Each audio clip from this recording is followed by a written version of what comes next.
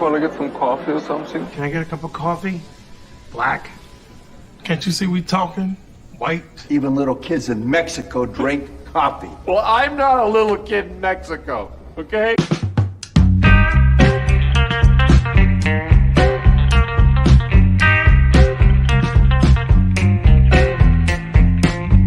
That is the best coffee I've ever tasted. A damn fine cup of coffee. You want a cup of coffee? No coffee.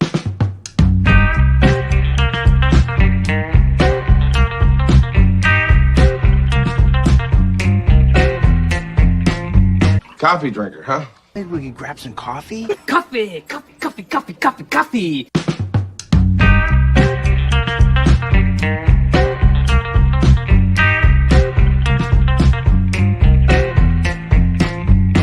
God damn, Jimmy. That's some serious gourmet shit. Me and Vincent would have been satisfied with some freeze-dried Taster's Choice, right?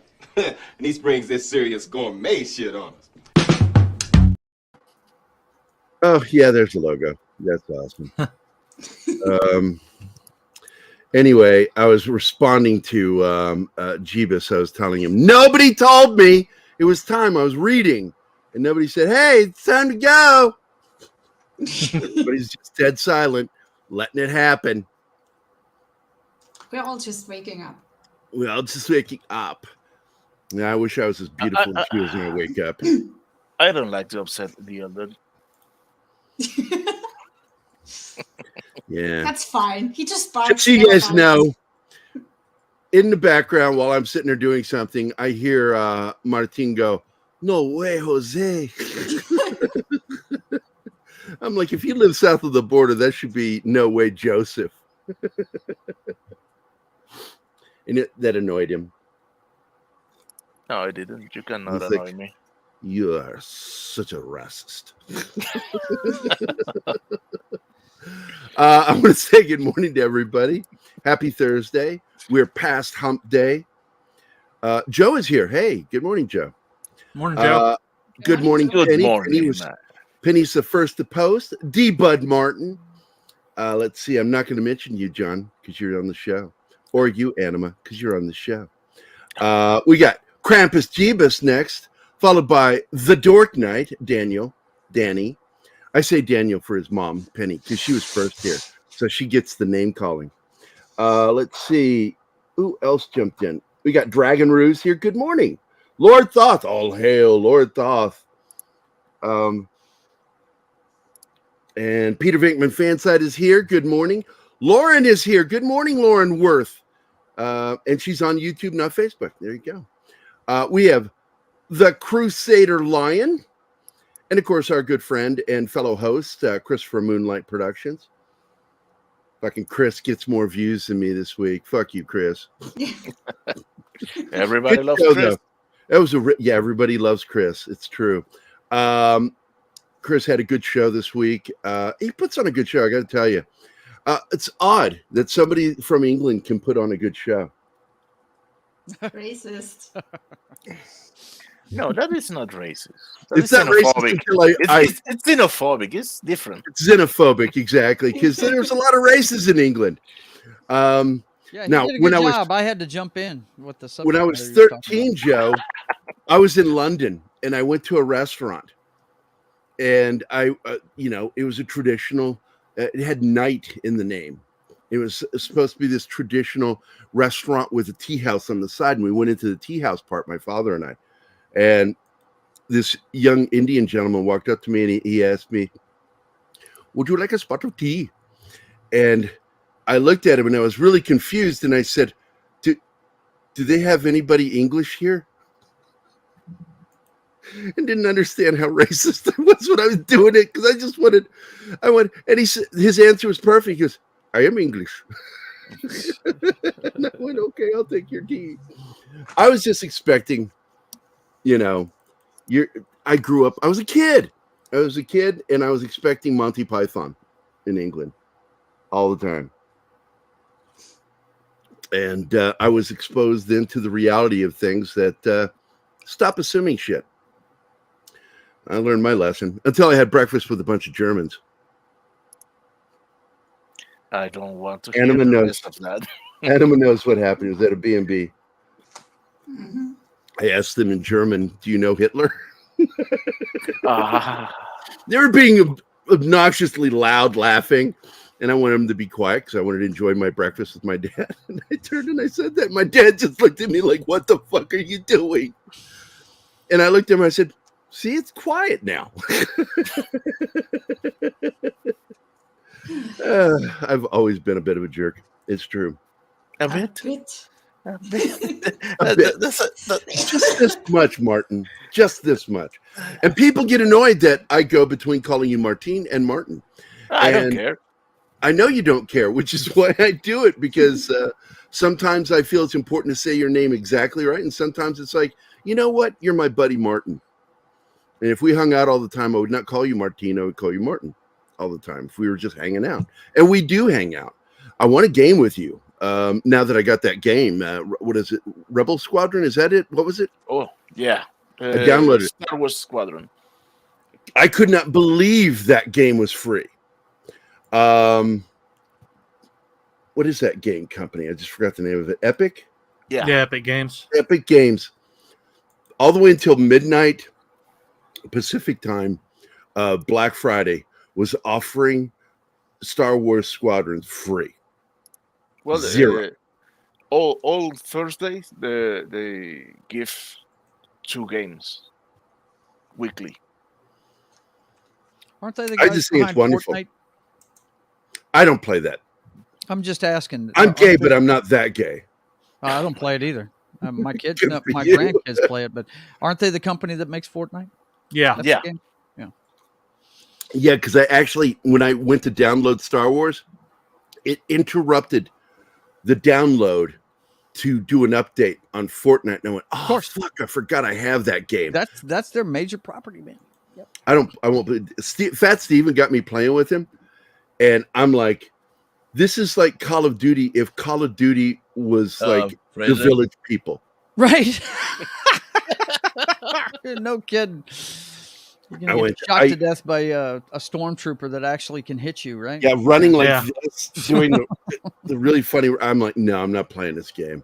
Yeah. The weapons suck. The drops suck. I'm like, no, I'm not going to play this fucking game. Yeah. It's It's for definitely kids. Then like again, It's for kids, man. Skyrim when it came out. No, that is not. Now, that is Skyrim not is the okay. dragon game, right? Is that the game? The right? Am I saying the right game? Yeah. yeah, they have- Skyrim has yeah. dragons. All my friends that were playing in my clan over on Call of Duty on was it BattleNet, I think was the website we went through, and they were like, "Well, we're not going to be able to make practice this week," and I said, "Why?" They said, "Yeah, Skyrim came out, and we're going to be playing that." And I went, "What is Skyrim?" And they told me what it was, and they said, "You want to jump in with us?" I went, when I decide to flip to the other team and go gay, yeah, I'll join you playing Skyrim. Dragons and unicorns. Fuck you guys.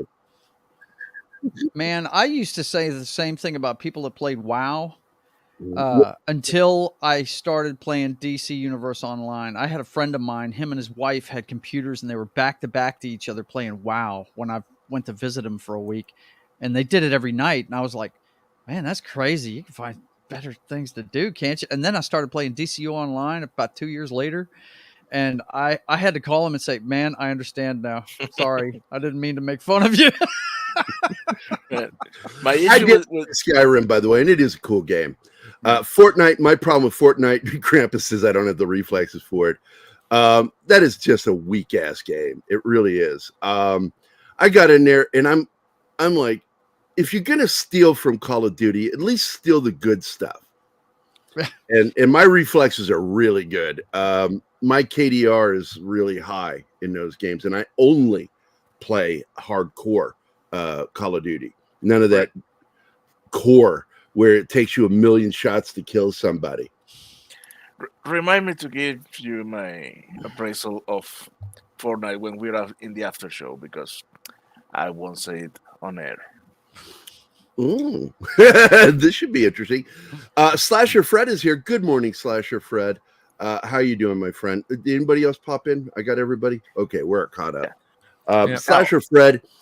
What I like about Slasher Fred is he is from the Don Ecker camp. And so it's really cool that he's joined and starts watching the show with us. I don't know if Don is awake yet and watching.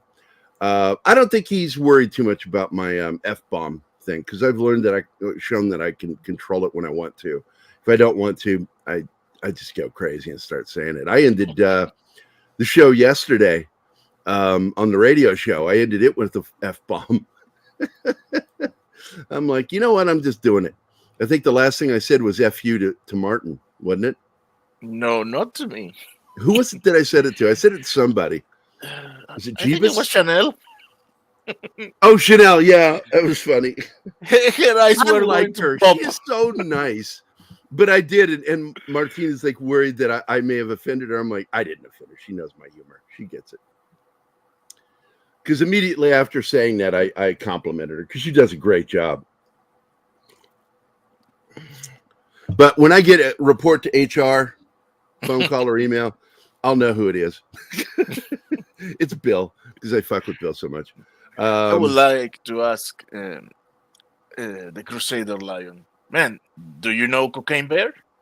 Cocaine Bear, oh my God. Wow. That is like the most amazing trailer I've ever seen. I'm like, Saw it based for on the a first true time event. last night. Oh my God! Wow. Yeah, I watched this morning. I was like, okay, this is going to be stupid. I went, this is probably going to be the greatest movie ever made. And that's Ray Liotta's last movie. Oh my Yeah, God. That's gonna be his last film credit. Cocaine Bear. Fuck yes. I watched that trailer and I was in awe. Like, was it you, Martin, that said something? Yeah. And I wouldn't even talk during the trailer. I'm just like, this is awesome. Everything about this.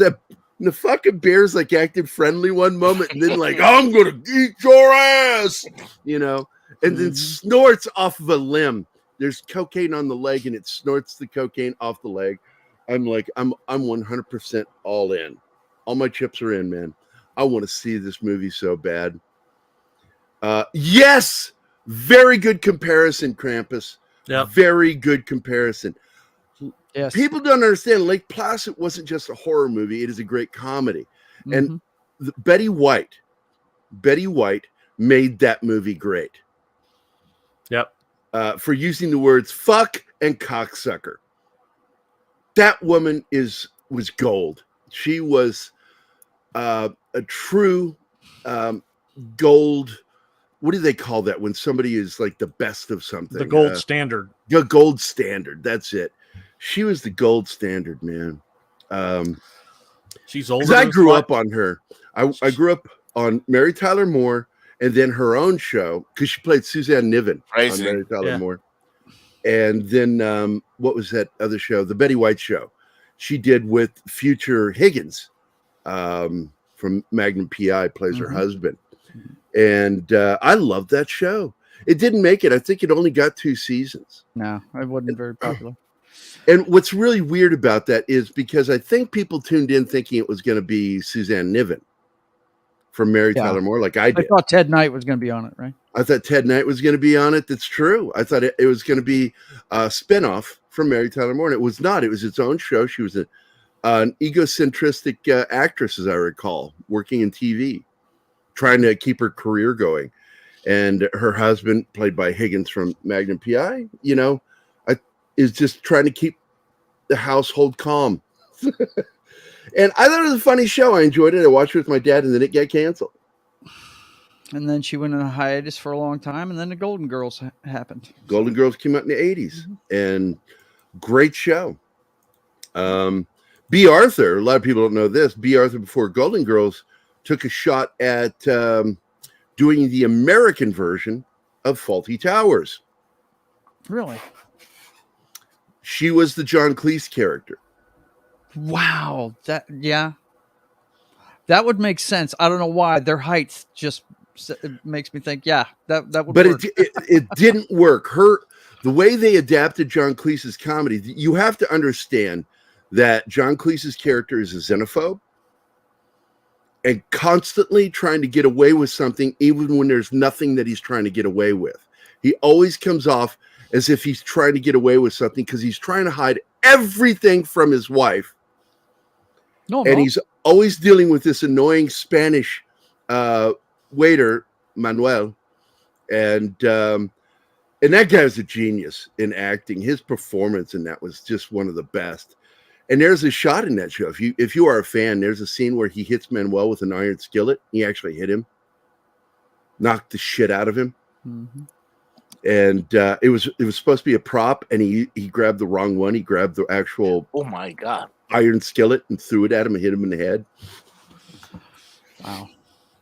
I remember B. Arthur on All in the Family, and when she got that spinoff on Maude, and introduced us to John Carpenter's wife. Yeah.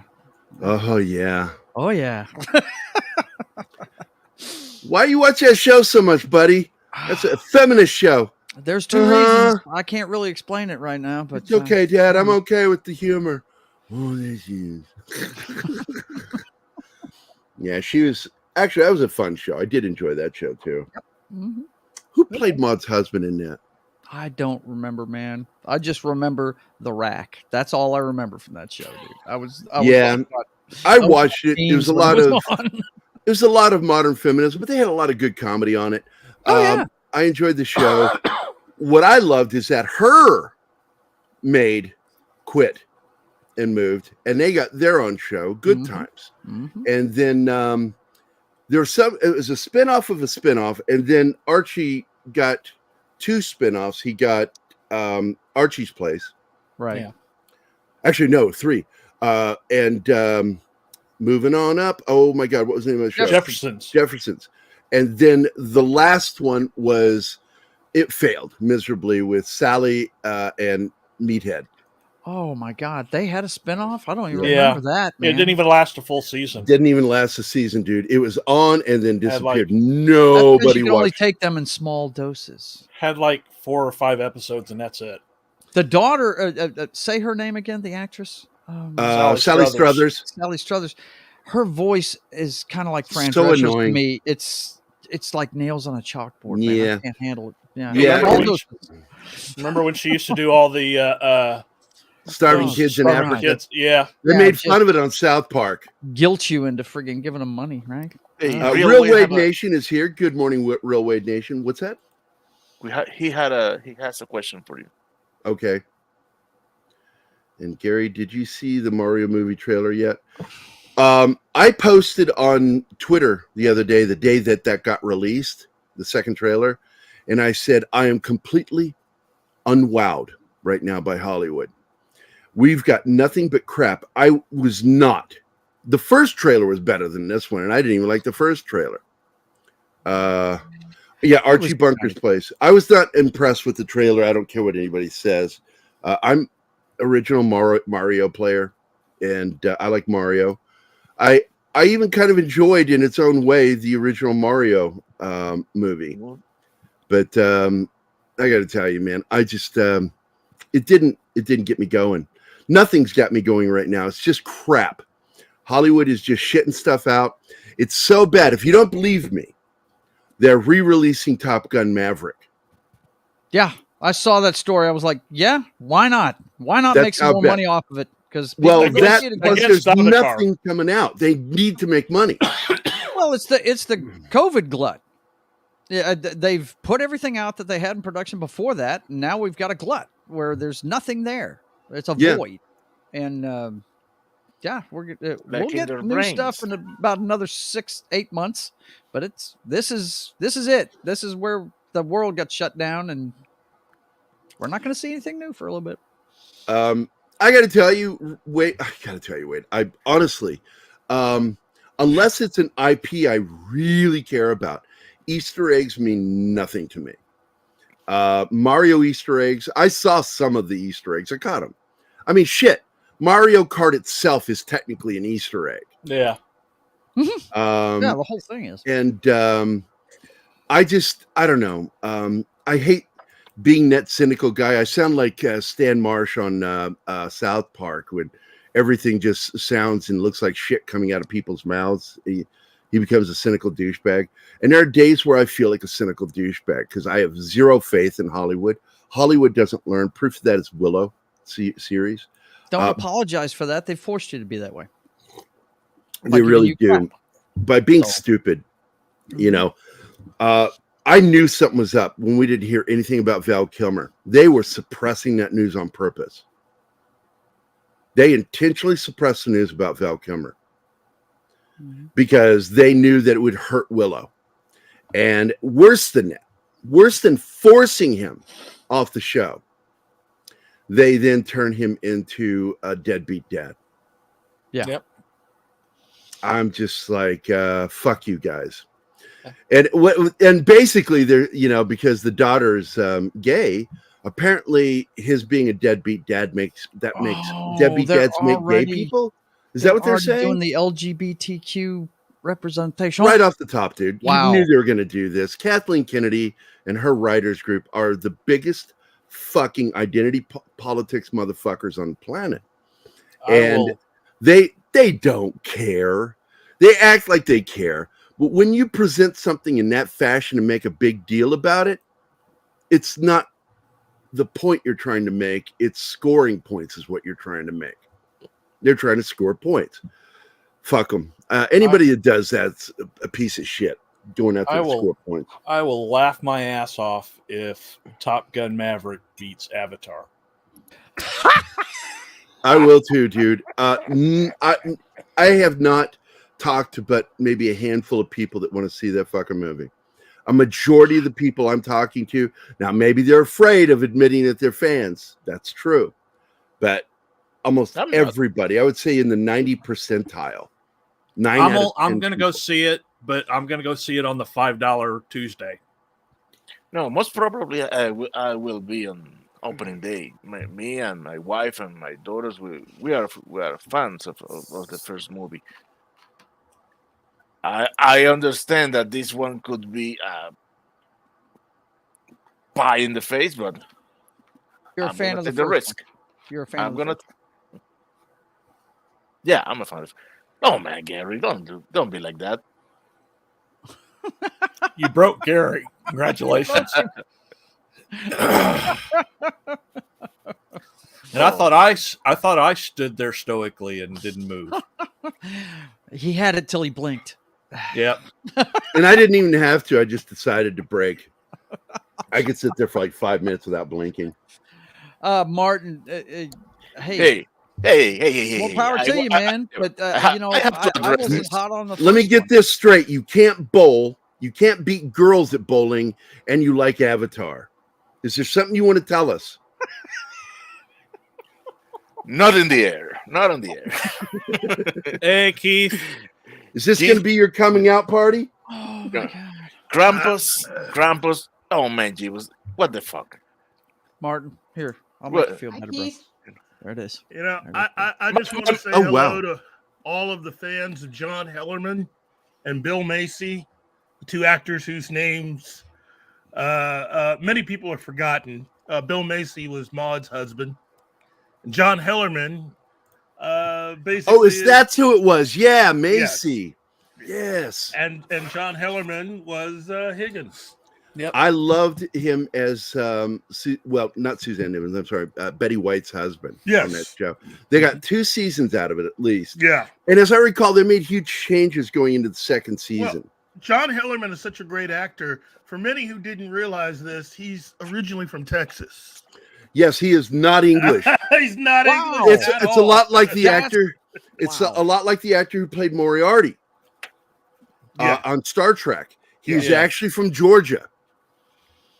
Well, John Hellerman, you know, you got to remember, I remember him because he was in a comedy movie that a lot of people really, really like.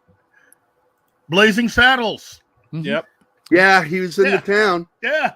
So, I mean, he says that we offer this the law sheriff is and nearer. hearty handshake. And a hearty handshake. Yeah. Oh my God. Howdy, is that what got you on the show? You know what? I'm here because of all you lovely people. Seriously, I've missed seeing your shiny faces. I miss the camaraderie. Our shiny cockazoidal faces. You know what? You can add whatever words to what I just said. All I know is, you know, There's nothing like you guys anyway. Y'all, my favorite white people. Hey Keith. Yeah. I don't know if you got my message. I need to know sometime today what's going to be tomorrow morning show. And tomorrow afternoon show is, of course, Josh is supposed to come back. Yeah. For our show. I'm hoping because like he seemed to have forget yesterday what time he's supposed to be there. Martine was privy to the phone call, and I'm like, "Did you hear that, Martine?" Josh just said, "I was right. He was wrong." That was a great one. I love Josh. He's so funny. It wasn't easy. It took some time, but he did it. He said it. Yep. And I find it funny what happened after the show. I can't talk about it during the show, but two things occurred. One from one person and one from the other person. I'm like, I'm not surprised at all. But you know, in this business, entertainment at all, period, all entertainment, you can always run into consummate professionals who you would have no idea they don't like each other off camera. They do a good job. They do their job. Yeah.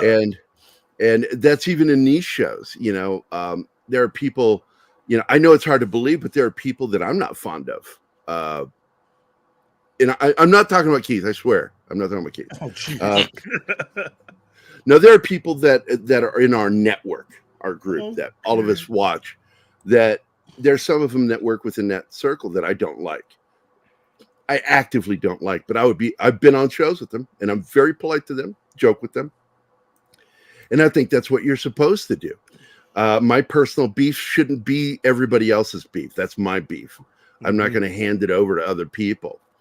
But I think that there's a certain kind of behavior that I think is fun if it's done in jest, but when it's serious, I have a problem with it. And one of the things you guys all know I have a problem with is you don't talk shit about other YouTubers that are within our network. You don't do that. You don't do it. It's unprofessional and it's not cool, man. And I don't care that we're nerds. There's a cool level for all nerds too.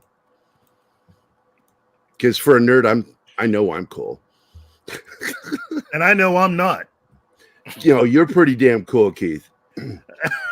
People who have fucked with other people in real life and gotten away with it because the other people don't know how to deal with it are automatically in the cool register. And you and I both, you and your brother too, Kevin. And people, if you wonder how cool I am, this is what I said to Kevin when I first met him in person, not online. I first met him. I saw just how much shorter than Keith he was. I said, "Did Keith eat part of you in the womb?" He had never heard that one before.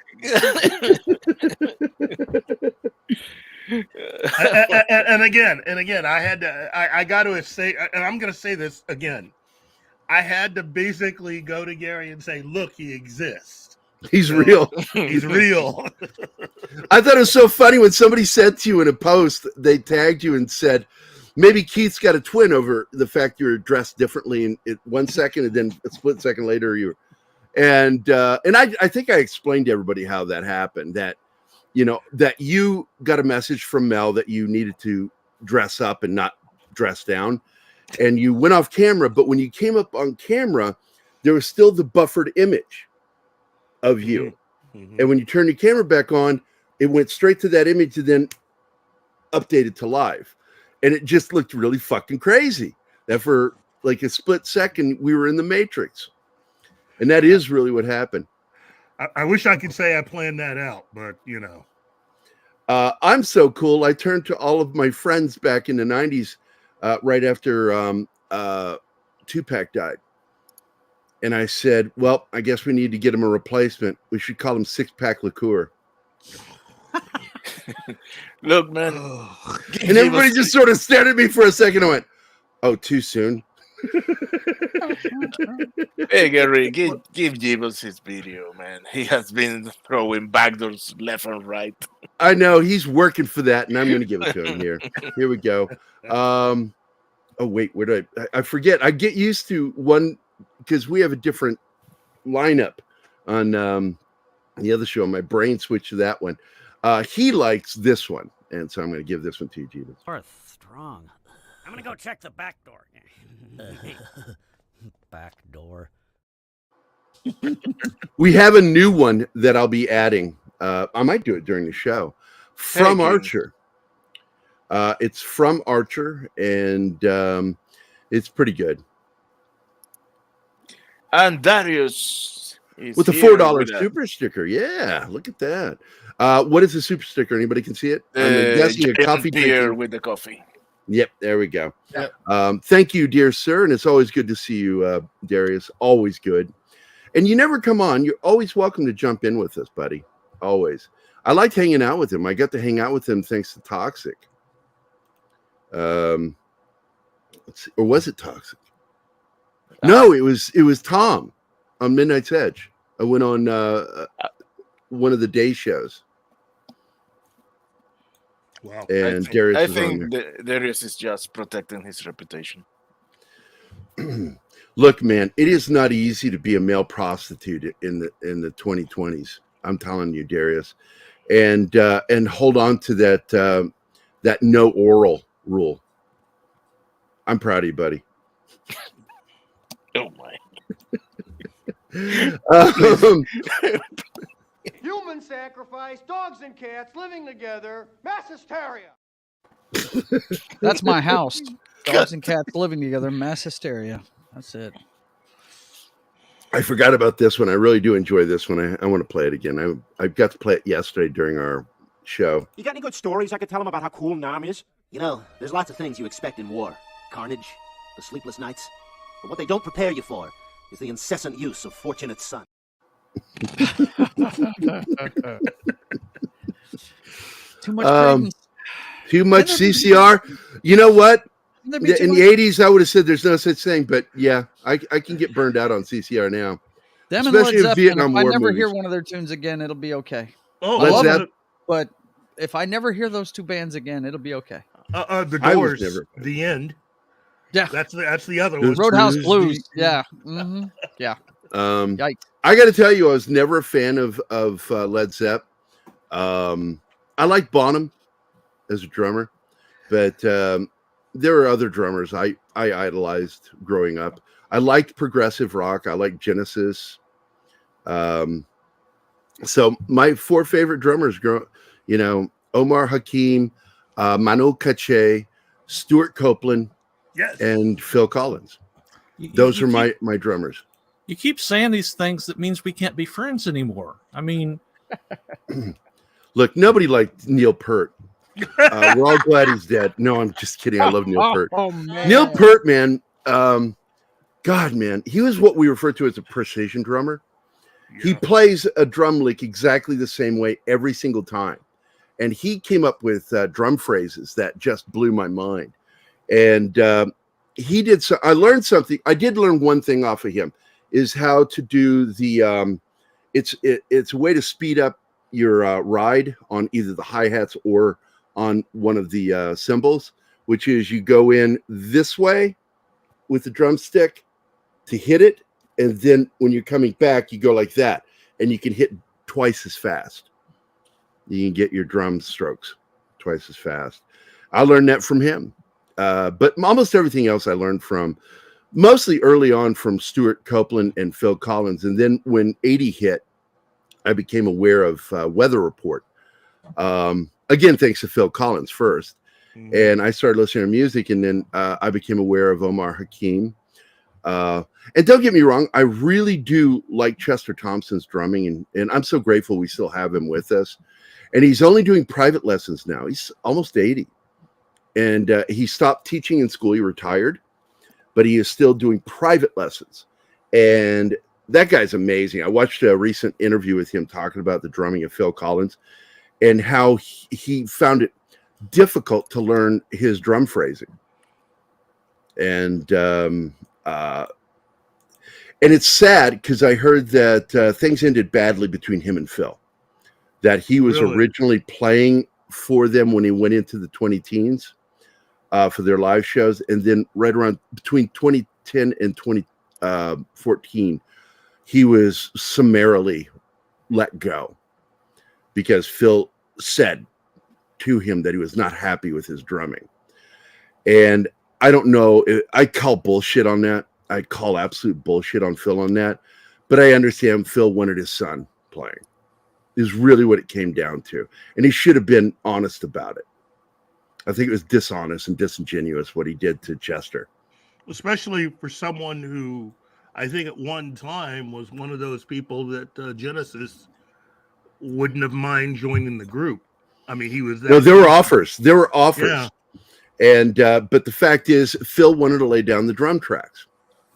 And I don't think it was ego. I kind of understand that, you know, he's the drummer. Yeah. Not just the singer, and he wanted to lay those drum tracks down. But he really was. He and Daryl Sturmer. What? Yeah, we'll get to the topic in a minute, bitch. Talking about Genesis. Welcome to Sox Bulletins. Good to see you, man. And thanks for all your support, everybody's support. But Sox really does go beyond. And we deeply appreciate it, man. But finishing up, you know, those are the drummers. I mean, before we move on, do you have any favorite drummers, Keith? Oh, you mentioned a lot of the ones that I really liked. Omar Hakim was on what show? Sunday Night Live on NBC. He was the official drummer for that show. And they would do a lot of live music, and he was the official drummer. I do not remember that. I also remember back when Branford, who wrote Jay Leno's Tonight Show theme, was in the band. And I think that his leaving that show is not very good, the way he left. I like Tony Thompson. Yeah, I would say him and Mick Fleetwood. Yeah, and Tony died, didn't he?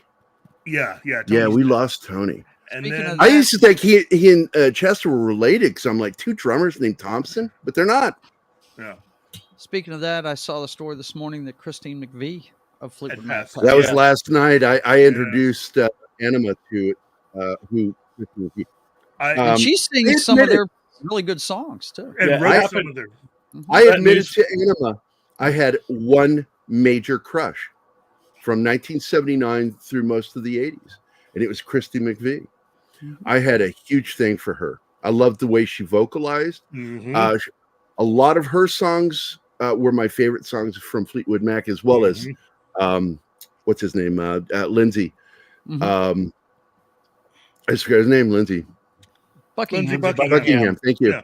I love Lindsay's music, man, and but I had such a thing for her back in the 80s because I have always been attracted to noses, and she had a prominent nose. Yeah. And I liked it when her hair would be down and that nose would be sticking out. That was sexy to me. She was just a beautiful woman. Yep. I had the good fortune of seeing Fleetwood Mac in concert, and it was an experience. And again, I'm sad that she's gone, but she left us a lot of really good music. Oh, what a legacy! Yeah, I played just a few of them last night for Anima. I loved her. I liked it when she went solo. And what I thought was interesting, there's a song called "Hold Me," which has some interesting lines in it. Oh yeah! And if you know the history of that band, you know that song is about Stevie Nicks and John McVie. And I think that both of them found comfort as friends with each other, Lindsay and her. There was a friendship between those two, and oddly, don't you mean Mick Fleetwood and because John McVie was already with someone else post a lot of that stuff. I mean, when he and Christine. All I know is that their marriage broke up in the band, and it was rough on her, and that Lindsay was there for her. And then when Stevie Nicks slept with Mick Fleetwood, the leader of the resistance, Alien Fish from Next Generation. If you don't know the band, if you've never heard of the band, you know him. It's the Fish in Next Generation season 2. And of course, I'm taking a shit on him. And you know, amazingly, Lindsay. This shows how cool Lindsay is. After Mick slept with his wife, they still stayed friends. And Fleetwood played on some of his stuff, his solo stuff. Well, they could get along. I mean, that's the weird thing about that band, their relationship.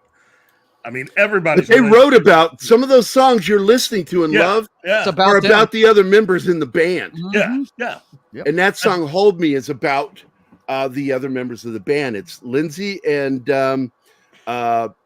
McVie singing about the other members of the band. That song. I think everybody slept with everyone else.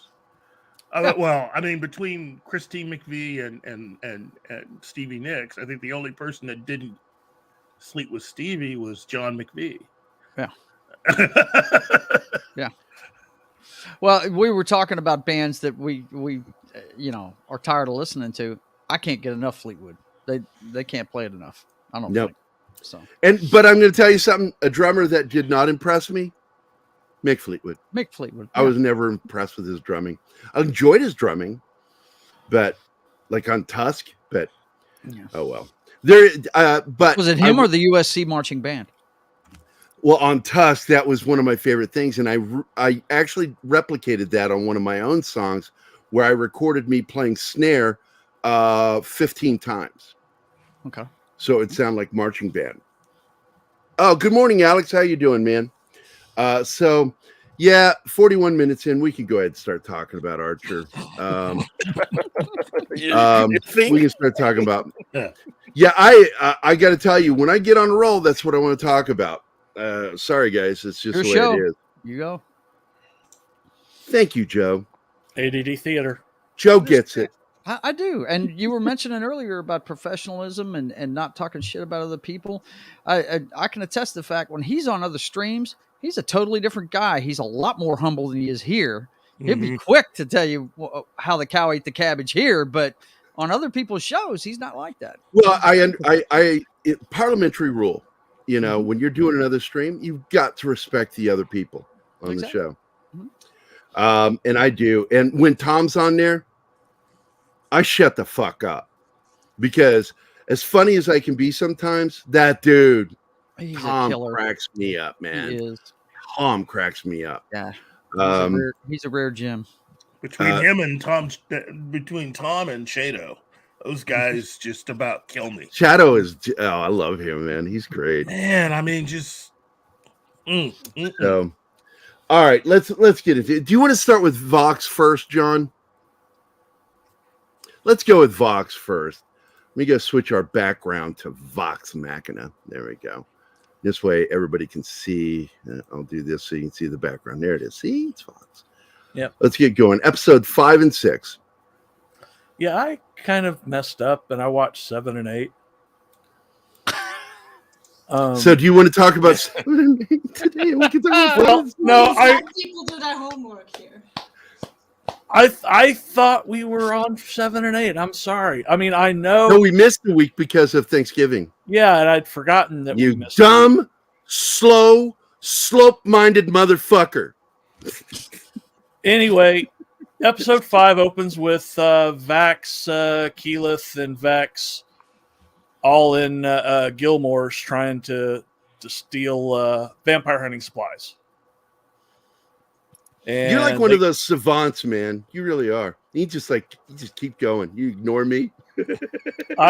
just not worth the effort it would take to get involved in it. It is. I consider it a better fuck you, Gary, when you just go on without me. Just ignore me. Yes. But keep going, buddy. I'm sorry. Well, they get busted, but because Gilmore's got a thing for Vax, he lets them get their supplies anyway. Meanwhile, everybody else is stealing a carriage.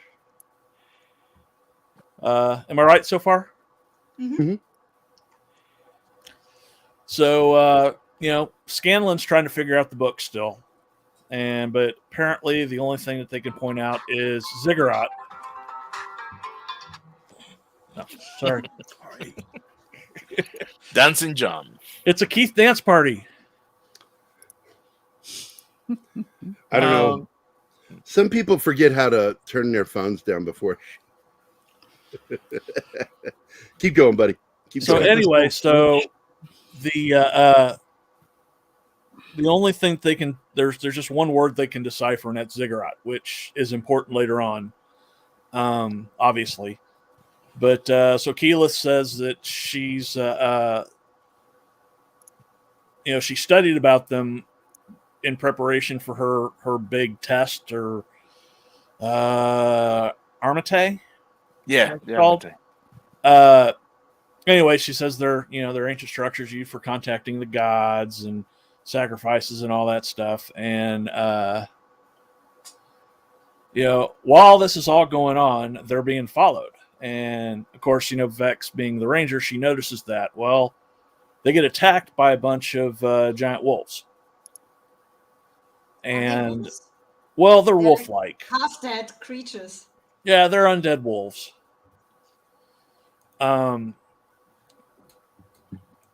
Anyway, so they fight. Keith has to go. Yeah. Keith, we'll see you later, buddy. Bye, all right, Keith. bye, Keith. Bye, Keith. Anyway, where was I? Oh, they get in this big fight with the wolves. Yeah, they try to fight them off. One of the wolves, because Scanlan's holding on to the book, and that's what they're there for. Is they're the book because they were sent by Delilah. So they grab Scanlan, and so there's a big push to rescue Scanlan, and they think that Vex shoots this rope on an arrow with the rope attached to try and catch him, and he goes over the edge, and shortly thereafter the carriage starts to go over the edge, so they all jump off. But of course, Scanlan being Scanlan, he has to be dramatic, and he comes rising up on his Scanlan's hand. And of course, they get all pissed about that. But And Delilah gets all the the book. weapons are gone. Yeah, they lose everything. They just got the stuff on their back because their carriage goes over the edge. So they lost all the supplies that the holy water. They lost arrows. Yep, everything that they got from Gilmore went over the edge. So let's see. I really like that the creature that brings back the book is split in half. Yeah. Well, it's and the you power can of see dark magic. Their internal. Yeah, they have holes. The lack of internal organs. Yeah. But let's see. I think we go back to Delilah. Yeah, and the poor village people that she's invited are tricked into going to the castle. Yeah, there's they're talking about a ritual with Anders, and then you see the peasants that she brings in. And that she's wowing them. It's like, oh, you've been chosen for this special event, and they think that that they're just happy they're getting food, because Whitestone they're starving. The town's just, well, you'll see when they get there. I believe we cut the pike here, or is that later? No, that's later. No. Okay. It's Keith almost setting Vex on fire when she tries to make a campfire. Oh yeah, they set up camp. And Scanlan tries the scroll that he has and transforms. Yeah. I'd forgotten about that. Yeah, I forgot about that part. The scroll. And then we cut to Pike. Anyway, so they're trying to camp, and Keyleth goes on about, she talks about the whole thing about what she's supposed to be doing, about going around to the different places and learning to be a leader. And Vax is her and Vax are getting close, and of course Vax doesn't like this. However, Keyleth, she puts a wall between them. Yeah. Yeah. She is fast in calling him just a friend. She puts a flower on his bandage, though. That was Yeah, cute. but she does have a there lot. are feelings, but she doesn't want to give in. That's the thing. Yeah. But so anyway, we cut to Pike, and Pike's trying to explain what happened about how Delilah broke her holy symbol, and she's been cut off from the Everlight ever since, and she can't, she's been cursed or something, and she can't reach the Everlight anymore, and she's lost her powers. So that's what she's doing. We cut back to the group, and they're talking about their strangest kills. Yeah. And Percy is sitting on the side, and when they ask him about his scariest kill, he says, "You will meet them tomorrow," because it's of course the Briarwoods. Yeah. They are going to be the scariest thing that he's ever killed. And he talks about his, they get him to talk about Whitestone, about how That's it's the just next morning when they are. Is that the next morning? Yeah. Yeah. Okay. And he describes how beautiful it used to be, and then they arrive and see everything is like burnt down and no people in the village. And the sun tree, that is the that's hard. Whitestone is this village, and then on the hill is the DeRollo, or what used to be the DeRollo's castle. But in the center of the village is a huge giant tree called the Sunwood, inhabited by blue sun tree. monks. Yeah. But anyway, at the end of it, hanging from the tree, is all those peasants you saw earlier for the ritual, all dressed like members of Vox Machina. And transformed to look like them. Yeah. Made to look like members of Vox Machina. In fact, it's actually, there's one of those. This is going to be a deep cut for the actual show. For third season, Marisha Ray is playing the risen corpse of the woman that looks like Vax on that tree as her character for campaign 3.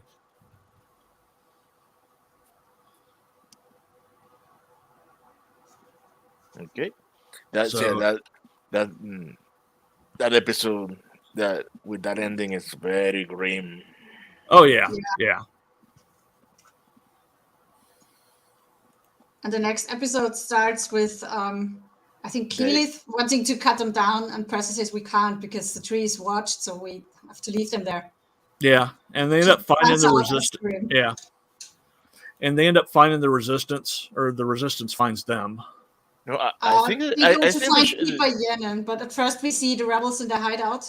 Wait. Tactics. The episode. Giants kill them all, but Archibald, the leader. Yeah, the episode starts with Archibald. Mm-hmm. Yeah. Okay. Like I said, I'm doing this from memory, so I know. All right, so that means we got it's basically a meeting of the resistance. Yeah. And Archibald's in there with them, and the giants attack at this point, right? Yeah. Mm-hmm. I don't know what these creatures are, but they are huge. And they kill them all but Archibald because he has to be taken to their leader. They're giant zombies. They're undead zombies. I was going to ask you that if they're zombies or not. Yeah, they struck me as zombies because so much of their flesh is missing and they look rotted. And they're gray. And they're gray. Yeah, there's no blood flowing. Yeah, they're resurrected, but risen zombies, risen giant zombies.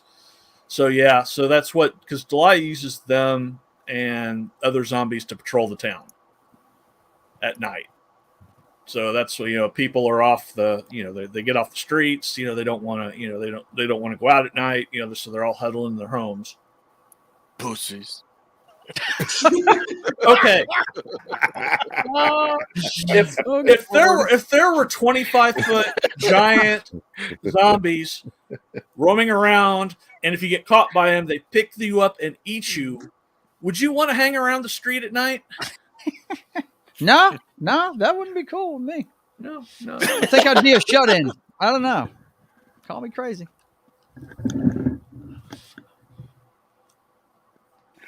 So basically, okay, if that's the case, then as Vox Machina, they're looking at the tree, and the zombie starts coming by, and a woman's like, "Get off the street!" And so they go and hide, and that's when the woman notices that Percy's wearing the Dorello crest, and she asks if they're part of the resistance, and that's when they find out about the resistance. But they convince her, they say, "No, we're not part of it, but will you take us to this holy woman?" I forgot what her name is. Yenin. Okay. Keeper Yenin. Yeah. And she's talking to the people and try to keep up morale. And after that meeting, they follow her, and Percy talks to her. At first, he's in the shadow, so she doesn't recognize him immediately. But eventually she does, and leads them to a rebel hideout so they can talk. Yeah. And tells them that Archibald has been captured and they need to get him back so the resistance is strong again, because that weakened the resistance, of course. And then with the help of the resistance, she advises not to take the Briarwoods on without the resistance, basically. Yeah. And this is where, because this is actually under the inn. Yeah. Which is next. Grog is so angry because all the ale barrels are empty. He gets so pissed and frustrated. And Keyleth's trying to talk to the sun tree because you can see the roots of the sun tree down there. Yeah. And she's trying to get it to regrow, and of course that doesn't work well. Here's where I get a little confused because I remember what happened what happened in the show, in the campaign versus what happened on the animated series. A little confused because there's a whole shtick going on there in the campaign. I got you, John. I have my notes. Okay. So next scene is Pike trying to talk to the Everlight. Yeah. But it's not working, and she blames the curse. And I don't know what those people are, nuns or something. Yeah, the other clerics. The leader tells her it's not a curse that's inside you. You are blocking yourself. She's having performance issues. Yeah. Yeah, and I believe we cut back, and then we meet Duke Vedmeyer. Yeah. Yes. And Archibald is chained to a wall and being tortured. Yeah, that's what they bring him into the torture, and they say they know about the spy, and they want to know where the rest of the rebels are and where Vox Machina is. Yeah, and he doesn't even know or pretends to not know them. Well, he doesn't know because he wasn't around. I mean, he was already captured by the time Vox Machina showed up in town. Oh, yeah. And people don't get out of that country of Whitestone. No. It's totally locked off. So basically, while this is going on, Vox Machina is breaking in because they've got to rescue Archibald. And by the way, when they discuss tactics, we get a back. Because they split in the front door team and the back door team. Yeah. That's you gave away what the super duper secret one was. Oh, there are many references, at least four references to a backdoor. Yeah. Well, that's the thing. You've got to understand, Vox Machina has problems with doors. Yeah. It's a running gag in the cartoon, but seriously, in the game, they roll so poorly trying to open doors. And it's just kind of... They suck here too. Yeah, well, they suck here too, but that's the whole reason for it, is because in the game, they really have a problem with doors. They joke that their great nemesis is a door.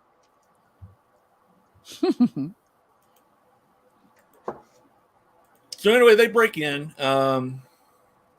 Vex, Keyleth, and Grog take the front door, and they get in, while Percy, Vax, and Scanlan are at the back door, and Vax is completely screwing up opening that door. Yeah. It opens eventually because one of the guards is emptying a piss bucket on Yep. Vax. Picked it up along the way. So yeah, when they meet inside, the others have already freed a bunch of prisoners, and they team up and eventually find Archibald. And that's where the guards spot them. And things get ugly. Yeah, I guess Stanlin's almost killed. Scanlan? He creates this double of himself to confuse the guards. That was pretty cool. Yeah. And is it the next episode he turns into the Triceratops? Yeah, it's the next episode. Okay. Now, I've been noticed that Scanlan, he doesn't have to use the lute anymore to make magic. No. Well, he never really did, but he does because he's a bard. Okay. Good to know. Yeah. Anyway, so they Keyleth gets pissed because one of the prisoners, they have been exchanging looks, saves Scanlan and gets killed for it. And she gets very, very angry and transforms into a wolf, I think, or fox or something. A tiger. Tiger, yeah. I forgot. And yeah, Grog finally gets his ale, and that makes him very motivated. And they manage to beat up the guards pretty bad. Yeah, and meanwhile, Percy isn't with them, yeah. Yeah, Percy has gone after yeah. And he finally catches up to him, and he pulls out the gun, and he's got the mask on, and he's going to kill him. And he goes very dark. Yeah, you see the smoke rising off of him because his eyes turn black. Eyes turn black, yeah. Yeah, and he pulls off the mask, and Stonewall recognizes him. He goes, Percy. He goes, Percy, and of course, Percy just unloads on him. And prison. Yes. Okay, yeah, all right. He fired his weapon. Not getting better. Yeah, these are all terms I've used. He opens fire. During playtime. Is this turning into a Bukaki stream? What? Yeah. Anyway, well, Vax rushes in, and they're not happy about. Well, there are still guards going after them. Yeah, they're not happy about Percy doing his own thing because. Well, Vax even points his gun at him. Like back off. Yeah. And that's when I think they realize that something's seriously wrong with Percy. That's not just him being angry; it's something else. And it's like he goes about Percy, goes off, and and he's like, well. I'm the last living Dorolo, and Archie goes, well, actually, no, there is another. The old Star Wars thing, yeah. Basically, that's when he tells them that Cassandra's still alive. And because Percy always thought that she was killed when they tried to flee. Yeah, because if you remember right, in the early flashback, you could see them fleeing, and she gets shot with arrows, and he just leaves her because he thinks she's dead. But then they cut to they defeat the remaining guards with very cool tactics because they have this barrel of ale, and Grog is very reluctant, but they make him throw it at them, and Vax shoots a burning arrow in it and sets the castle on fire. Yep.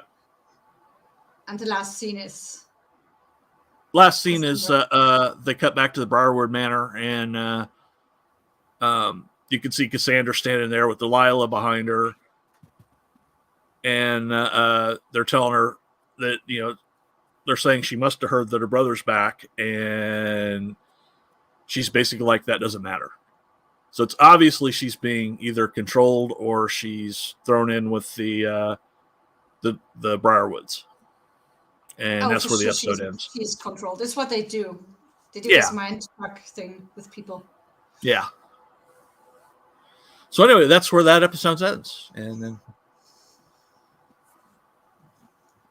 we have 4 more. Yay! yep. I really like that show. It's really good. So yeah, that's that ends that. And that door thing is just very funny. Yeah, it gets to be. I mean, there's time. I can't believe how bad they roll on the show. I mean, it's just as a D&D player for longer than I think a lot of our audience has even been alive. So when I first started playing in 1979, I understand how the dice can really screw you, but I mean, the dice really screw them a lot. That's why I hate board games, because I've very bad luck with dice. So yeah, so they're it's just,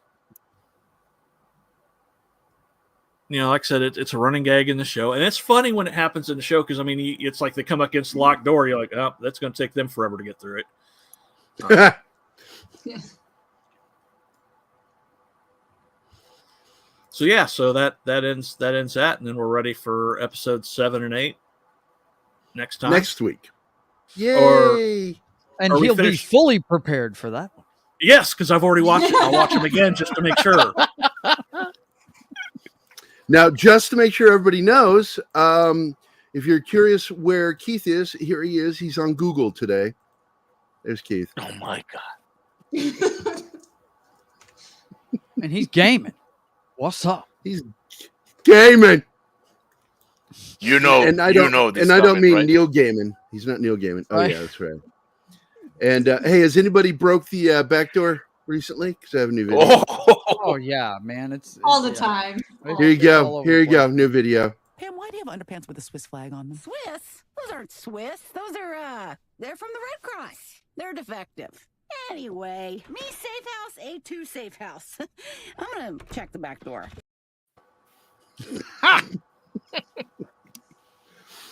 That was one Anima caught last night, and Yeah, I keep finding recorded. back doors now. That's awesome. Oh. Yeah, two things she gets from me: fingering the trigger on a gun and backdoor Majorly references. pisses me off. That one Yeah. actually came up last night in our stream about Andor. Racing. Yep. Oh my God. Brian says, I was listening while out clearing snow. I heard rotting flesh falling off bodies with Gerry in the show. Jeebus says, what if Ray is really Grogu?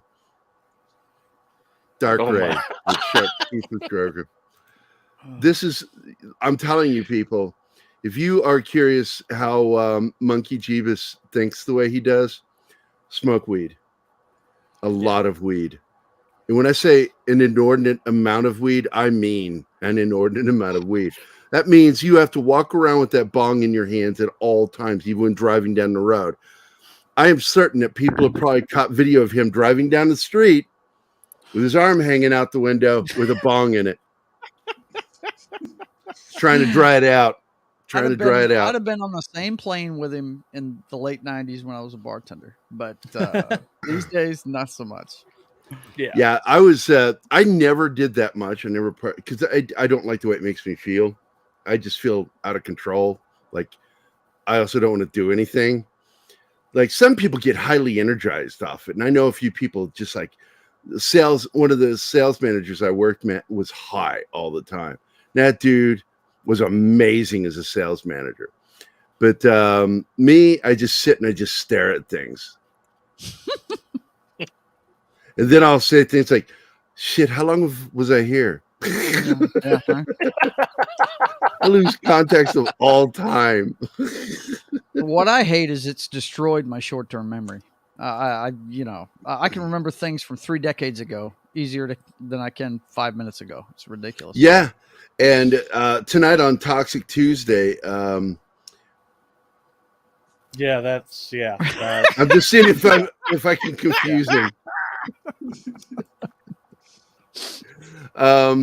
Such a joke. Yeah, 70s says I don't need weed to do that. Oh, I didn't even see him there. Cool. Yeah, I said Brian. When I say Brian, I'm talking about him. Brian. Yeah. So I need to refresh something real quick. I want to check something. Nope, not yet. Oh, somebody's getting calls at me. It's me, and I'm not taking it. It's Walgreens. They have a really good time in calling you. Yeah, it's a robot. They're calling to let me know something, and it's never a real person. It's what? A robot, you say? Yeah. John, do you have something to say about that? Robot, Oh, he said by roboting. I might have something to say about that. Robots are you talking about? The goddamn robots, John!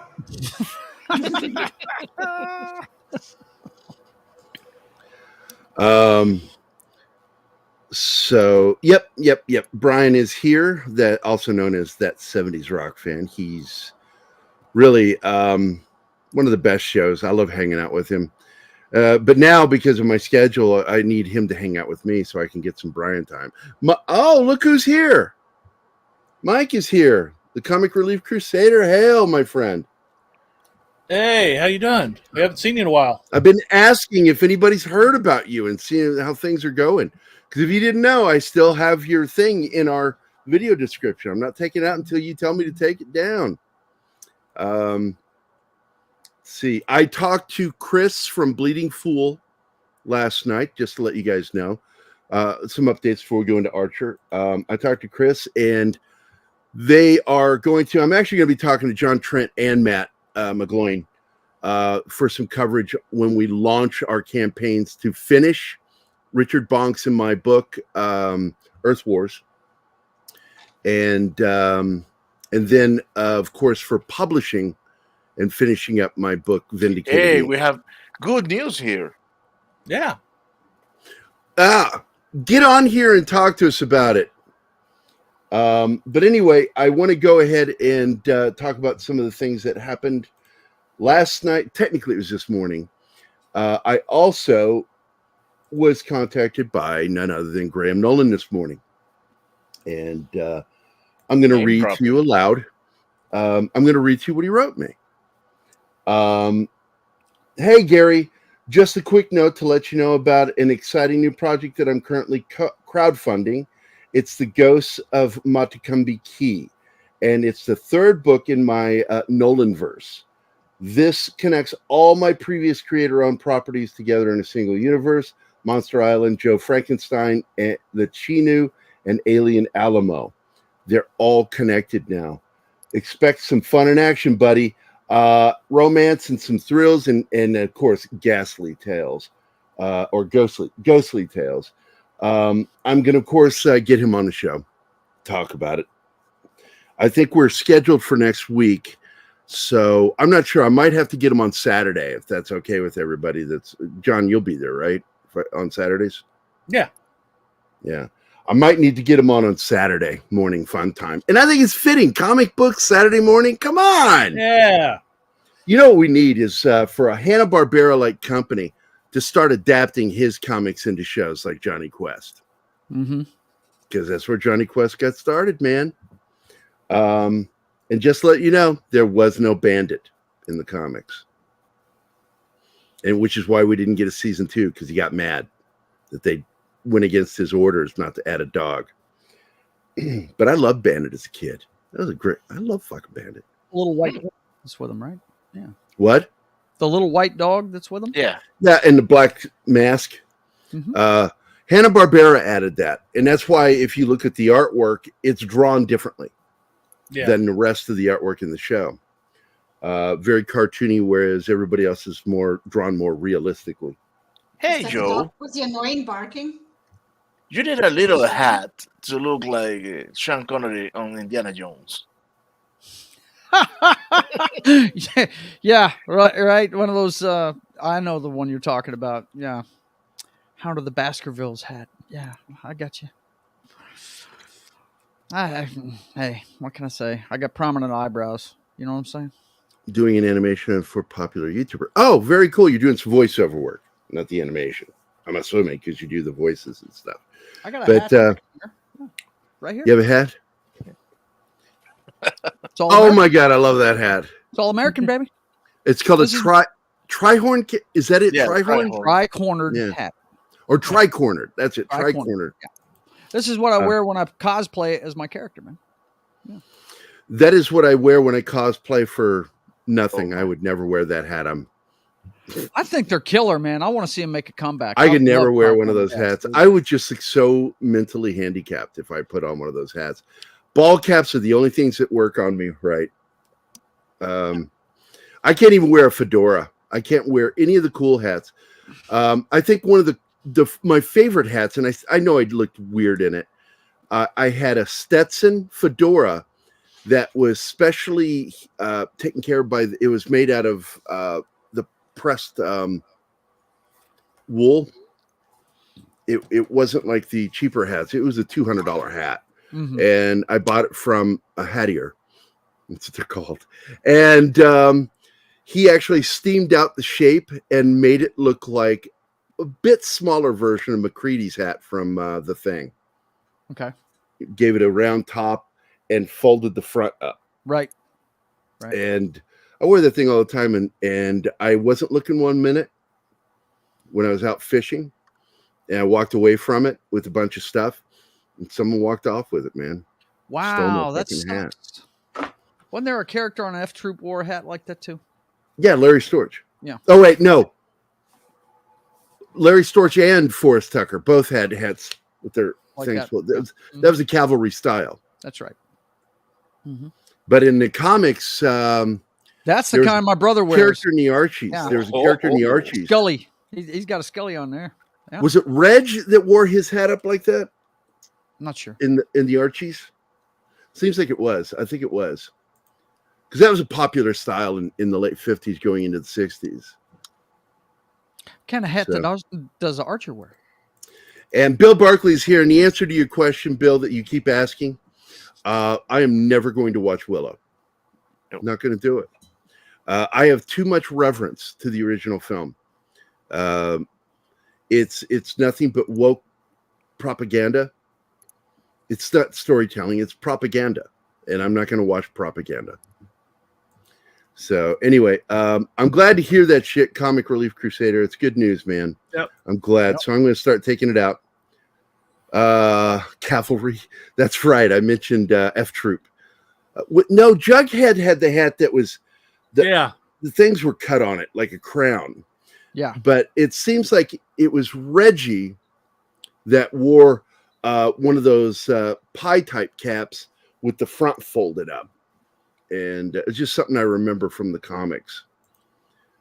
But anyway, so let's get on to Archer. So the 2 episodes are Archer Goes to Therapy, followed immediately by the bank heist. I can't remember the name of the episode, but it was the bank heist episode. Do you remember the name, Anima? Hold on it. She's got notes. She's always got notes. Of course. Because we were watching together yesterday and she was so busy stressing out that he didn't even she has note bank run about Mr. her Bank's notes. bank is the 6. You missed your calling, Anima. You should have been a stenographer. Yeah, 6 episode. It's Out of Network is number 5. Oh wait, I have it here. I wrote it down. It's the bank run on Mr. Banks' bank, which is of course a huge nod to Mary Poppins. Mr. Banks. Sincerely, Mr. Banks. Anybody who knows Mary Poppins know what I just said. It's an actual line from film. And it's a heist episode, and everything, of course, has to go wrong. Of course. But we'll start with episode 5, which is Archer Goes to Therapy. It starts so funny though, because and you know immediately when there's going to be therapy involved, we're going to be talking about Archer and his mother problems. Yeah, because he's had a problem with sexual issues dealing with his mother. That's why he starts therapy, because he's been messed up since his mother left the agency. Yep. That's what he tells them, because they show up at his place and he's very hungover, and it's like, what? Why? I can't remember inviting you.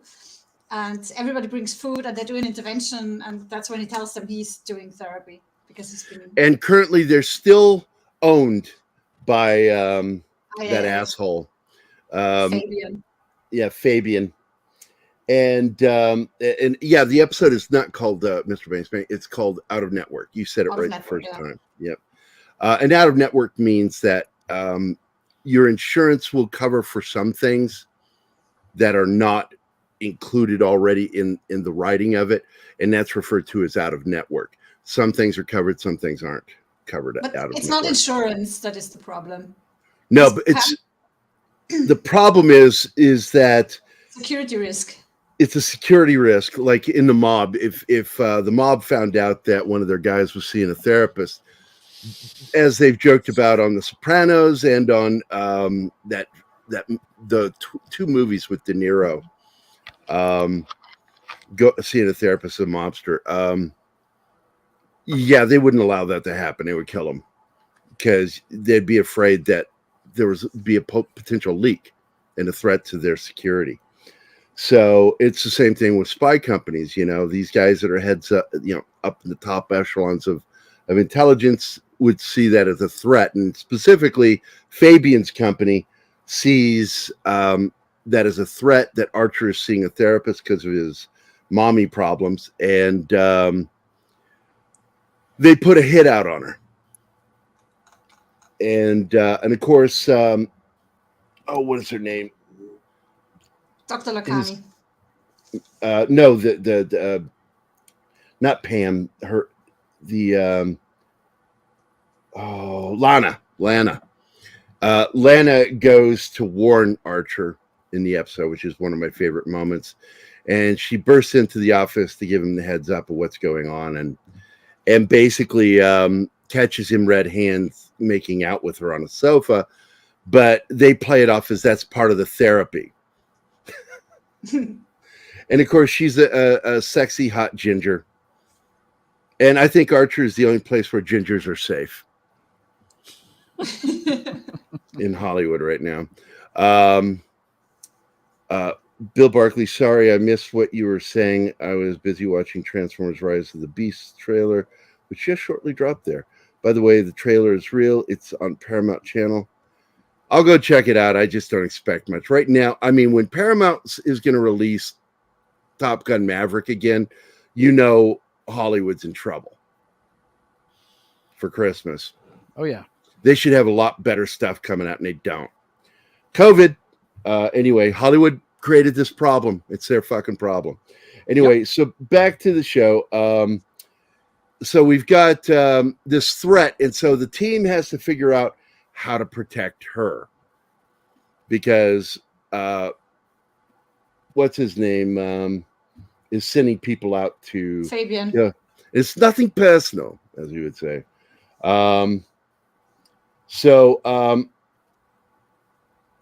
He just can't have the security risk. Yeah. Let's see. So The snipers turn out. Archer suddenly swerves his car as he's trying to get away on all his unwanted brunch mates, and revealing that he is, in fact, really in therapy. It's messy, sexually charged, and deeply Oedipus-related stuff. And it doesn't get any better. Throughout the episode, it just keeps getting worse and worse, because they have to figure out what to do with her. And one of the things they figure out to do is they got to get her on a train and get her out of town. Okay. And in order to hide her, the only clothes they have access to is Mallory's clothes. So she comes walking out dressed just like Archer's mom. And it causes, I think it's later, the little meep moment when Archer loses the ability to speak and he's totally freaked out. He just goes, meep. And this is one of those shows that's just absolutely fucking with Archer.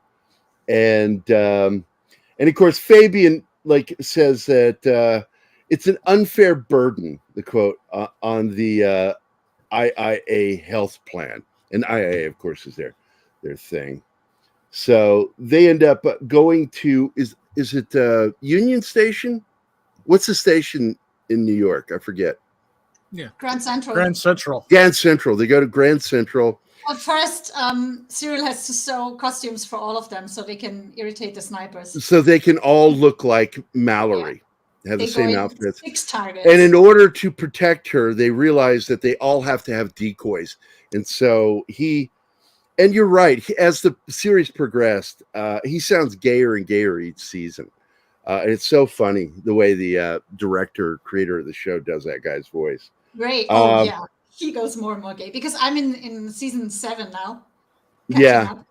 And every week I jump to 13 for this show, and it's like, oh my God, he sounds even gayer than back then. Yeah, and he was always gay. It's just the director or producer of the show is always it seems to be excelling at making him gayer and gayer each season. And he is one of the funniest and best characters on the show. I love his character. So they're at the train station, and the sniper doesn't know which one to shoot, even though it's obvious that which ones aren't. It's more than one sniper, I think. Yeah, but the one sniper, and they're firing darts, by the way.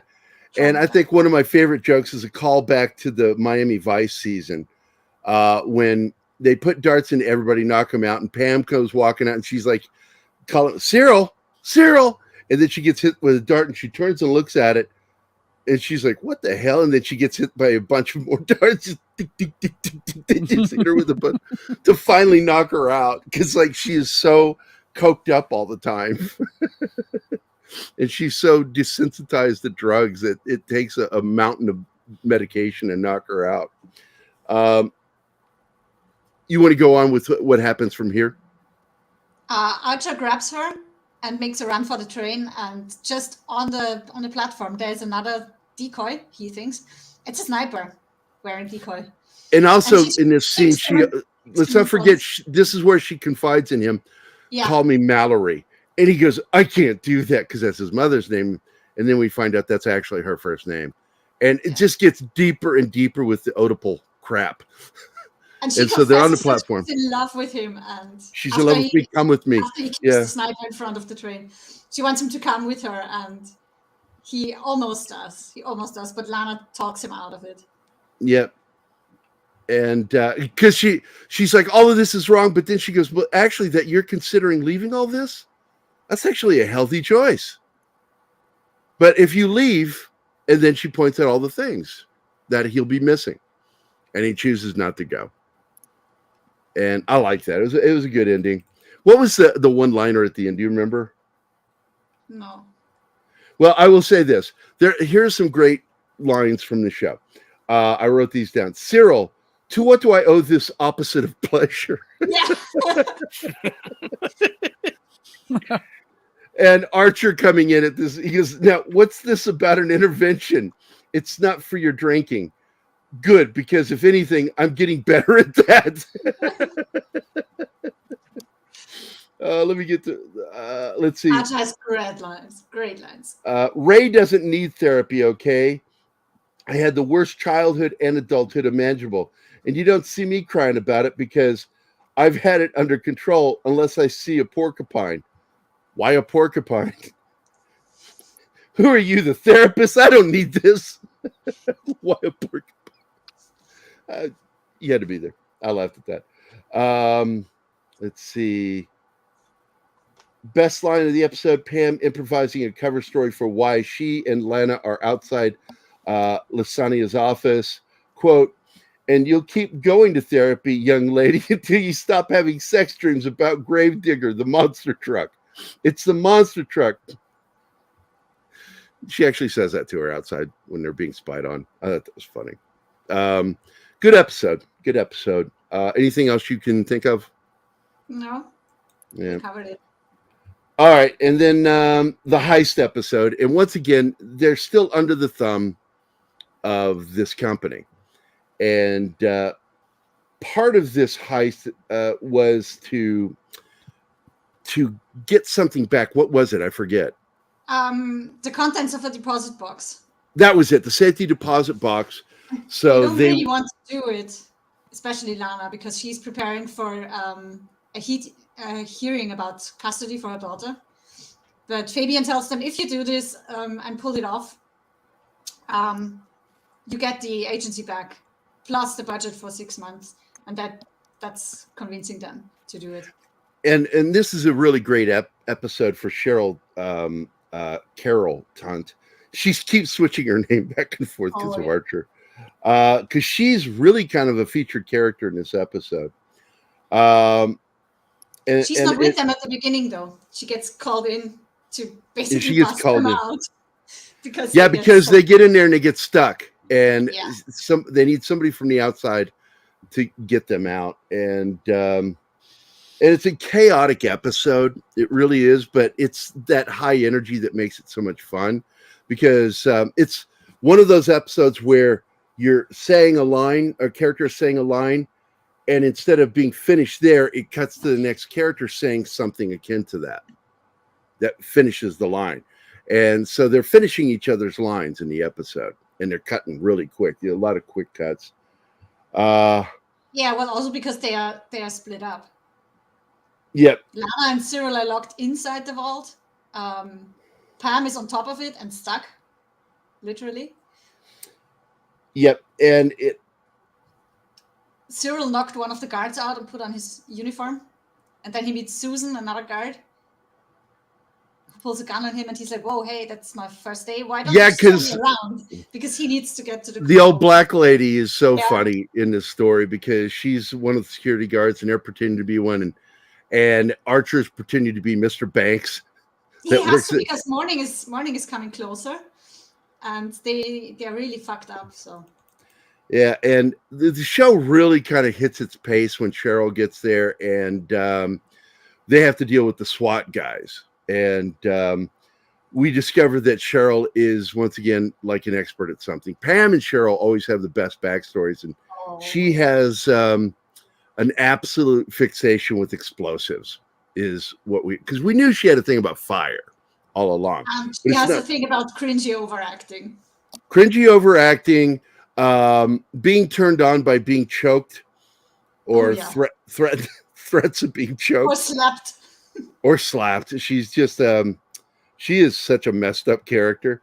But now you find out she really likes playing with C4 and explosives, and so she's put in charge of dealing with the SWAT team when they arrive. And Bank Run kicks off per usual with the Fabian handing out a mission for the week to the Archer team, the agency. They don't call them ISIS anymore for obvious reasons. This time our intrepid crew of semi-super spies are being tasked with the garden variety of run-to-the-mill bank robbery, and that's all it's going to be. Various objections that Archer and all the other spies have, and it's absolutely your typical heist type story, and a lot of quick cuts in this episode. It's a very frenetic episode. I'm talking about the Autobots thing. Okay. So in the end, Fabian is offering ownership of the agency back to Archer and the team if they do this heist for him. And we find out in the end why he's doing that. And so then we cut immediately to the middle of the robbery. And basically everybody has ended up in some deeply imperiled manner of screwed up situation, and roll the theme song, and the show goes. The slow burn first half of Bank Run then runs us through each of our characters as they deal with their individual predicaments. Lana and Cyril are locked in the vault itself, blocking both their escape attempts, and Lana's efforts to get in touch with the lawyer because they can't talk to anybody outside the thing because all communication is cut off for them inside the vault. She's trying to get in touch with her lawyer because of strategies dealing with her case, dealing with the fight she's having for her daughter, AJ. with her ex-husband, the rich dude. Krieger's stuck in the vents. Typical kind of situation. Yeah. And Krieger's absolutely, Krieger's like one of my favorite characters. He's just so weird. And his efforts to contort himself around the security lasers therein serve as a painful running joke throughout the episode. And Ray's undercover, and Pam and Archer both have relative freedom, but are stuck in their own heads. Archer, because he's, horror of horrors, not packing enough booze to keep his hangover at bay. Seriously, that's part of the problem for this episode, is that he doesn't want to get his hangover. And he's trying to keep... that episode, I'm about to get sober for the first time in 10 years. Yeah. And Pam, because her commitment issues regarding her special friend, the Swiss agent operative, Alicia. Yeah, no, she wants to go on a brunch. She doesn't want to be late for brunch. Right. Nobody knows yet that it's her special friend. Because she's all stressed out about calling her girlfriend. And it's just, funny. I just, I don't care about stuff. Just to let you know, gay stuff makes me laugh. This makes me laugh. They handle it, I think, very well. And let's tackle the last one first, since it's the most emotionally resonant portion of the episode. Pam's insecurities are all played well in this and resolved nicely, including a quick call where Alicia bumps her previous primary polyamorous partner down to secondary in favor of Pam. But the best moment comes about halfway through the show when Allison Zeidman's script reminds us that Pam and Archer are the two people in the entire cast who qualify as actual no fooling around friends. I mean, they were even fuck buddies at one time. And they were still friends. There was no relationship outside that. They were just fuck buddies. And Archer's support, of course, of Pam throughout the series, while leavened by usually the typical assholery fuckery that goes on in the show. It's genuinely actually a warm episode about their relationship, their friendship, where he's showing support and giving actual advice to her. So it's nice to see these little reminders in the show that this isn't just for the shtick, that they're characters that actually do at times really give a shit about each other. And I do like that when they do that, because they'll do the same thing with Lana and Archer. They'll have these moments, but of course Archer will ruin it a moment later after showing that he cares, but then like says something and then laughs, and then that's the end of the episode. So it's one of the few relationships in the show that I think is probably the healthiest relationship in the show, is Pam and Archer's friendship. And if you look at it, go back to the beginning of the show. They've had the healthiest friendship of any of the characters. It's true. And the dynamic, of course, between Archer and Lana is dysfunctional as fuck. Explosive. I mean, she stole his fucking seed to make a baby. And she gives him so much shit. Why him? It's funny. So Lana continues to wrestle with the fact that almost nothing on a daily basis goes right for her, dealing with this court thing with her daughter and her ex. And her scenes with Cyril, because they've had a problem since season 1. It's just him being a pussy and her being frustrated over her legal problems and how none of this is. At one point. What's that? Lana and Cyril, they were together at one point. Well, yeah, in season 1. Yeah. And he's always been trying to get her back since, but he made the mistake of banging Cheryl Tunt. And then some other girls in the office, and it got back to her, and she says, "Nuh-uh, nope, nope, nope." And it's it is a brutalizing episode for Cyril. Oh yeah, they bombed the fuck out of the SWAT team. Oh, and again, they blow up the whole when they're in the getaway truck. Yeah, and he's always, because he's got and blows up the whole building. he has diarrhea of the mouth, and he lets way too much information slip in this episode all the time. But he does that all the time anyway. Cool. Ray's undercover efforts with the team him up with the aging bank secretary, the lady, with some very complicated stances on money, aliens, and narcotics. Yeah. Because just as soon as you think she's serious security person, you find out she's a fucking reprobate. She's into committing small crimes, and it's just funny. And then of course there's a scene where they meet, and it's clear that Archer, playing Mr. Banks, knows him, and she's like, "Wait a minute, how you know each other?" And I just find all the comedy in this of them screwing up. Actually, he doesn't screw up in that because he fixes it. He says, "I got him his job here." Yeah, he was quick on his feet on that. That was a great episode. But in the end, they get the stuff out of the vault, and it's of course given to Fabian, and they get their company back in the very end of the episode. And what happens next? You will know what that is, or why he gave them the company back. Go ahead, spoil it. No, you do it. Because he's been setting them up the whole season to look like the bad guys, and setting them up with the FBI and the CIA and everybody, the federal government, to look like they're patsies. The agency is patsy. They're patsies for what Fabian is actually doing. And it's just not good. It's not good.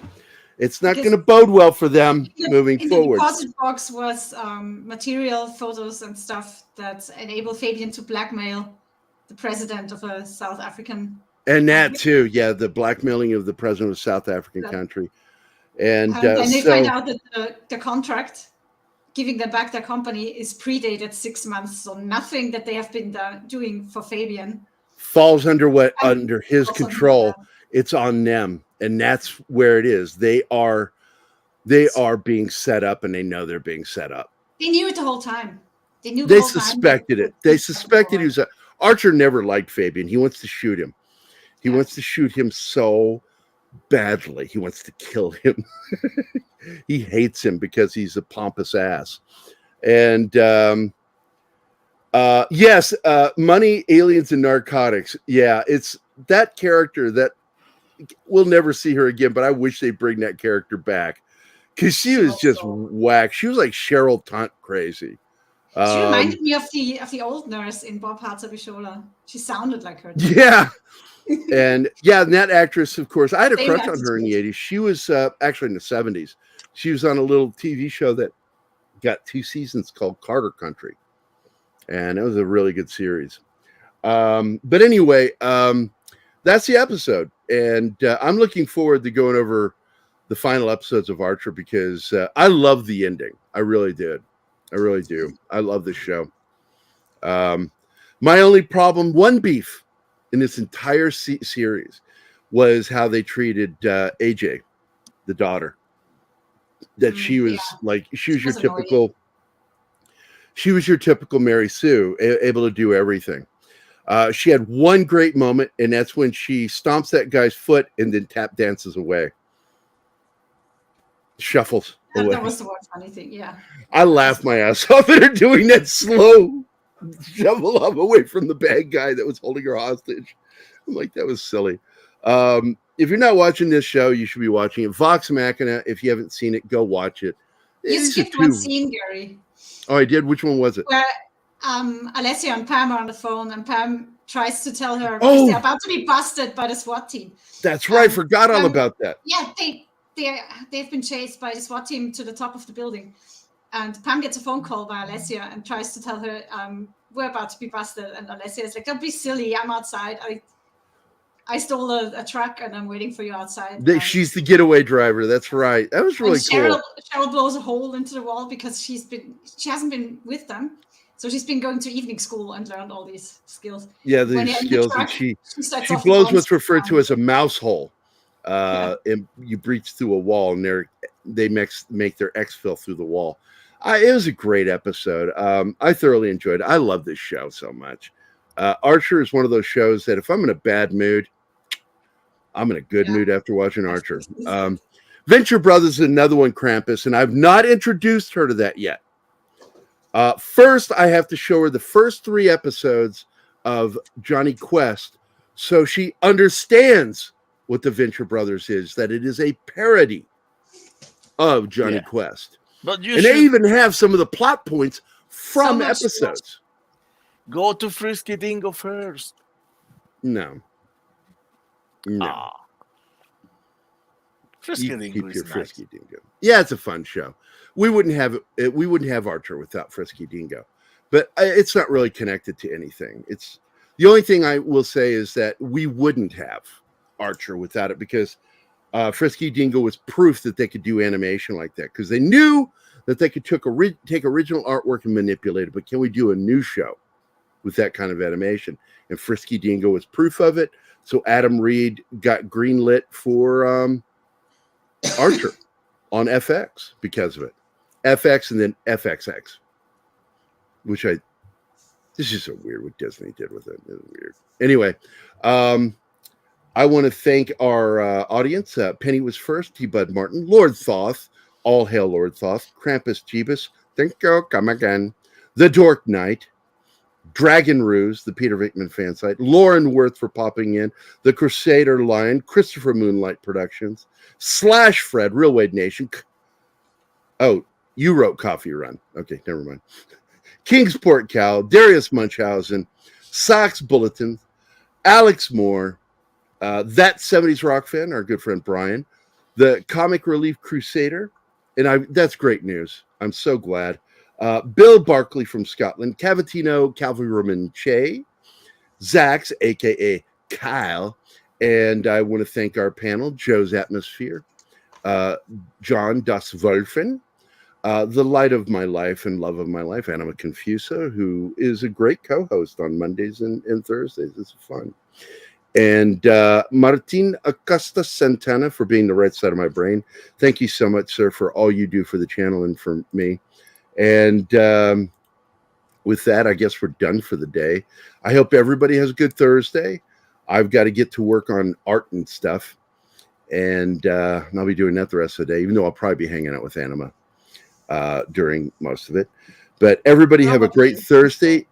What's that? Probably, he said. Probably. Yes. I am putting the wrong emphasis, or I'm putting the emphasis on the wrong syllable. Probably. Hey, that's my thing, man. That's my thing. But I've been saying probably for a long time. So everybody have a great day today, and see you. Well, I won't see you, but John and Keith will see you tomorrow morning.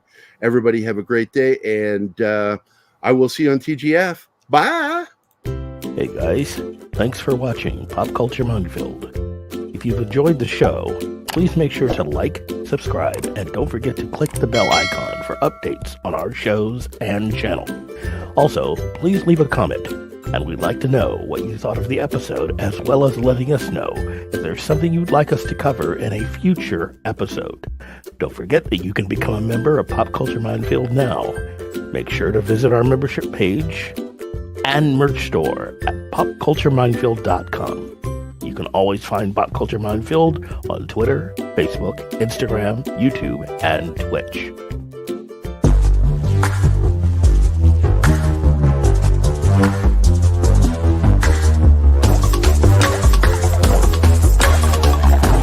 Open your back door, baby.